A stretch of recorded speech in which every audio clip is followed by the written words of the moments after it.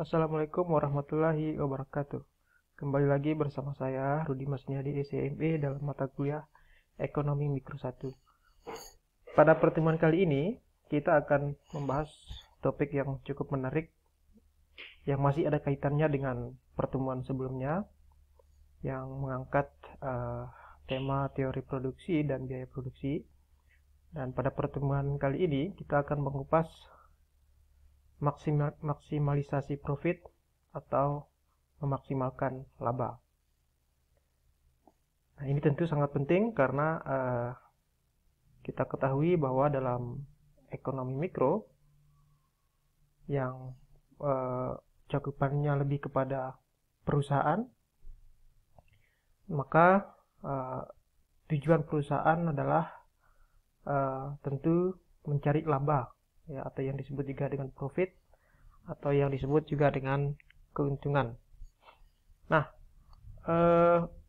secara definisi, ya, bicara tentang laba atau keuntungan ini kita bisa lihat dari dua sisi. Sisi yang pertama kita bisa lihat secara teoritis, kemudian sisi yang kedua kita bisa lihat secara matematis. Sisi pertama secara teoritis, laba atau keuntungan itu atau profit itu adalah kompensasi atas risiko yang ditanggung oleh perusahaan. Jadi, semakin besar risiko, maka harapan laba atau keuntungan yang diperoleh pada masa yang akan datang ya harusnya semakin besar. Ya. Jadi, risiko yang dimaksud ini adalah seperti besarnya modal yang dikeluarkan, kemudian biaya produksi yang dikeluarkan. Nah, semakin besar biaya atau risiko-risiko tersebut, ya, karena di satu sisi ada risiko rugi yang harus kita terima andai kata atau jika perusahaan itu gagal berproduksi, ya, atau barangnya tidak laku. Nah, itu yang dimaksud dengan risiko yang ditanggung perusahaan. Ketika risikonya semakin besar, maka harapan laba atau keuntungan yang diperoleh harusnya semakin besar. Itu secara teoritis. Kemudian secara matematis, laba atau profit atau keuntungan itu adalah nilai penerimaan total dikurangi dengan biaya total yang dikeluarkan perusahaan. Saya ulangi. Ya, jadi secara matematis perusahaan itu untung ketika nilai penerimaan total perusahaan, ya, dikurangi biaya total yang dikeluarkan oleh perusahaan. Nah, secara matematis, ya, ini ditulis dengan rumus seperti ini. Laba atau profit atau keuntungan dinotasikan dengan P, ya. Kemudian penerimaan total dinotasikan dengan TR atau total revenue. Kemudian biaya total itu dinotasikan dengan TC atau total cost. Maka laba, profit atau keuntungan atau yang disebut juga dengan P itu adalah atau sama dengan penerimaan total atau TR atau total revenue dikurangi dengan biaya total. Nah, ini yang harus Anda selalu ingat. Nah, pertanyaan besar selanjutnya adalah yang penting kita jawab, ya, dalam produksi barang, ya. Kapan perusahaan dikatakan mengalami keuntungan atau mendapatkan laba? Nah, dari rumus sebelumnya tadi yang saya sebutkan tadi, ya, tentu kita bisa rinci. Nah, perusahaan akan laba jika tentu saja ketika P itu nilainya positif atau keuntungan itu nilainya positif, ya, atau P harus lebih besar dari 0. Karena kalau sama dengan 0, ya berarti dia tidak mengalami keuntungan, ya. Apalagi lebih kecil dari 0 berarti dia mengalami kerugian. Jadi perusahaan itu akan laba jika P atau nilai keuntungannya itu positif atau P harus lebih besar dari 0, ya. Nah, dalam hal ini tentu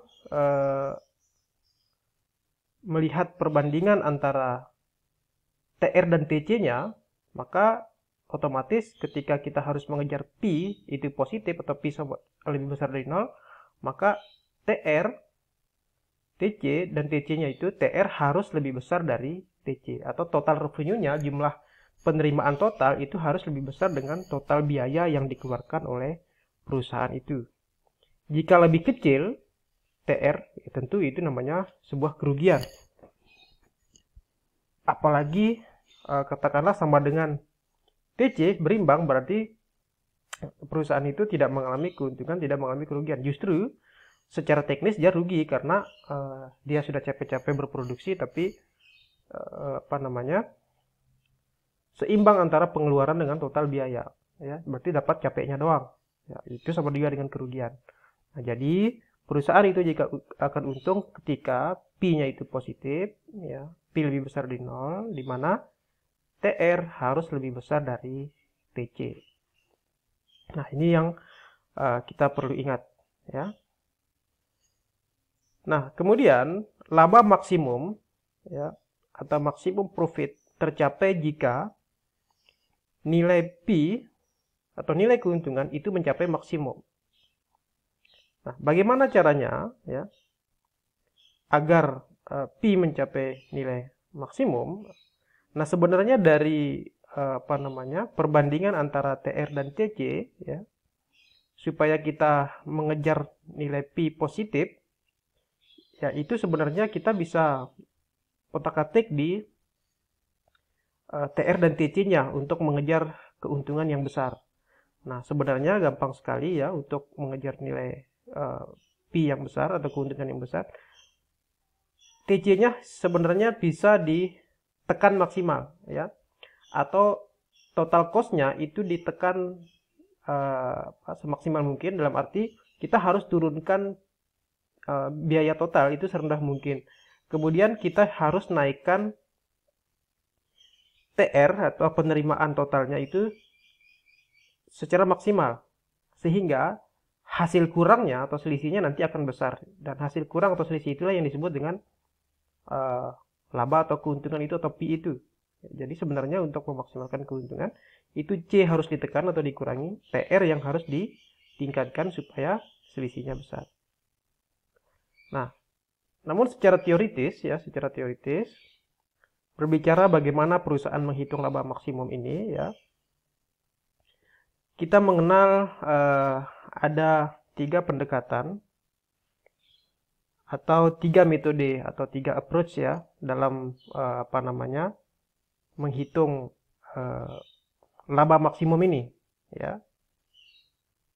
Nah, 3 pendekatan itu, ya, antara lain yang pertama kita akan mengenal ada namanya pendekatan totalitas atau totality approach.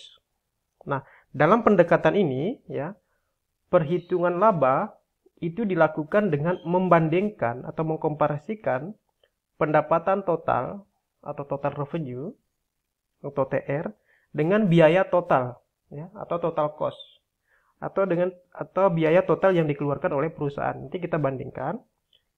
Nah, nanti ada turunannya, rumus-rumusnya, ya. Inilah yang dimaksud dengan pendekatan totalitas. Jadi sekali lagi kata kuncinya adalah kita membandingkan antara TR dengan TC-nya. Oke, itu yang pertama. Kemudian yang kedua, ada namanya pendekatan rata-rata atau average approach. Di mana dalam pendekatan ini kita menghitung laba itu dilakukan dengan membandingkan biaya produksi rata-rata atau average cost-nya, ya, biaya produksi rata-rata dengan harga jual, output atau P atau price-nya. Jadi kita bandingkan AC dengan P, ya, biaya produksi rata-rata, ya, biaya produksi setiap satu unit barang itu, ya, dengan harga jualnya, ya, dengan harga jual barang tersebut, atau yang kita notasikan dengan P atau price. Nah, ini nanti ada rumusnya juga. Nah, yang ketiga ada namanya pendekatan marginal atau marginal approach, ya, di mana dalam pendekatan ini perhitungan laba itu dilakukan dengan membandingkan biaya marginal, ya, tambahan biaya ya, atau biaya marginal atau yang disingkat dengan MC, ya, marginal cost, dengan pendapatan marginal, ya. Pendapatan marginal atau yang disingkat dengan MR atau marginal revenue. Jadi kata kuncinya yang ketiga ini, yang marginal approach ini adalah kita bandingkan antara MC dengan MR. Nah, jadi inilah 3 pendekatan yang harus kita pahami, ya. Nah, berkaitan dengan apa itu TR, bagaimana cara menghitung, apa itu TC, bagaimana cara menghitung, apa itu AC, bagaimana cara menghitung, ya, kemudian MC, kemudian MR. Nah, minggu lalu pada pertemuan sebelumnya kita sudah bahas, ya, kita sudah kupas secara panjang lebar dan kita sudah mencoba melakukan perhitungan dalam aplikasinya kemarin. Nah, saya rasa Anda sudah paham, ya. Nah, untuk pertemuan ini, ya, untuk mengupas penjelasan rinci dari masing-masing 3 metode ini berserta rumus dan aplikasi contoh soalnya, ya. Nanti saya akan posting di grup WhatsApp kita, ya, di grup kelas kita untuk penjelasan lebih rinci, karena di sini tidak memungkinkan untuk disampaikan secara rinci karena durasi waktu terbatas. Nanti saya akan sampaikan filenya di grup kelas. Nah, kita akan berdiskusi nanti, ya, setelah Anda membaca filenya, kemudian kita melakukan latihan untuk aplikasi dari masing-masing 3 pendekatan ini. Baik, untuk pertemuan kali ini, ya, saya cukupkan sekian, ya. Sebentar lagi saya akan posting di grup WA kita berkaitan dengan penjelasan rinci dari masing-masing 3 pendekatan, ya. Berikut juga contoh soalnya. Demikian, lebih kurang mohon maaf. Wabillahi taufiq wal hidayah. Wassalamualaikum warahmatullahi wabarakatuh.